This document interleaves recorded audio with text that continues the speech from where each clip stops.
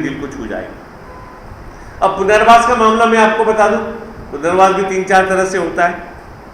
एक पुनर्वास है जो हम केंद्र में आपको रख के जो है आपको आपके जीवन में दिशा देने का प्रयास करते हैं कि आपको कोई स्किल सिखाया जाए और ताकि आप यहीं पर रह के कुछ काम धाम करो लंबे समय तक के, 6 महीने, साल, 2 साल, ताकि आप में कोई एबिलिटी आ जाए, आप में कॉन्फिडेंस आ जाए, वो आदतें आप स्वीकार कर लो।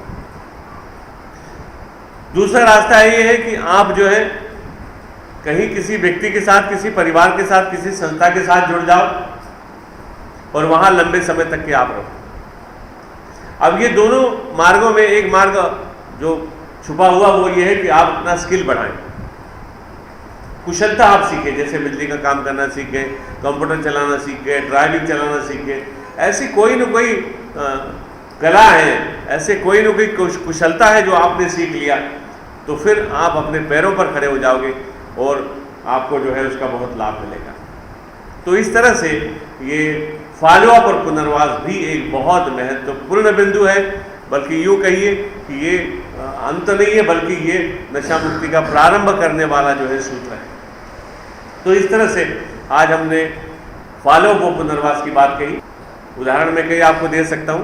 पुनर्वास के तो हमारे यहाँ हर महीने 1 या 2 लोग हैं हमारे यहाँ पुनर्वास के लिए रुकते हैं, लेकिन होता क्या है कि बहुत जल्दी उनका जो है फिर से जो है उनका दिमाग खराब हो जाता है।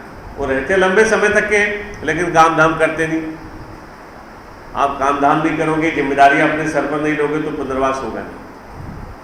आप जैसे ही यहाँ प्रवेश करते हो, अभी मुझे पता नहीं है, लेकिन जब हम कहते मुझे रिपोर्टिंग आती है, बोले सब हम उसको पूछते हैं कि भैया तुझे क्या काम आता है, तो वो कहता मुझे कुछ नहीं आता। जबकि परिवार वाले कहते हैं नहीं वो तो बहुत बढ़िया इलेक्ट्रीशियन है, उसको तो बहुत बढ़िया ये काम आता है। और जब हम पूछते तो बोले नहीं मुझे कुछ नहीं आता। तो अगर आपकी सोच ऐसी गलत है, आप इससे बाहर नहीं आ पाओगे, क्योंकि श्रम करना, परिश्रम करना नशा मुक्ति के लिए बहुत आवश्यक है। जहाँ भी हम जाएं काम करते रहें, ठीक है। आपने अपनी थाली मान ली, अपने कपड़े धो ली, यहाँ तक के तो ठीक है, उससे ज़्यादा भी आपको जहाँ भी वहाँ पर काम करना है, परिश्रम करना है, जो आपको आता है कि साहब मैं ये कर सकता हूँ, लाइए मैं बताऊँ, मैं करता हूँ। मैं आपको बता दूं कि ये जो केंद्र को कलरिंग किया है, ये पेशेंट लोगों ने किया है पिछले साल। तो इस तरह से आपको जो भी कला आती है, जो भी काम करना आप जानते हैं, जो कुशलता आपके पास है, उसको बाहर निकालिए। जो आपके भीतर सद्गुण छिपे हैं उनको बाहर निकालिए, तो आपका पुनर्वास होना बहुत आसान है।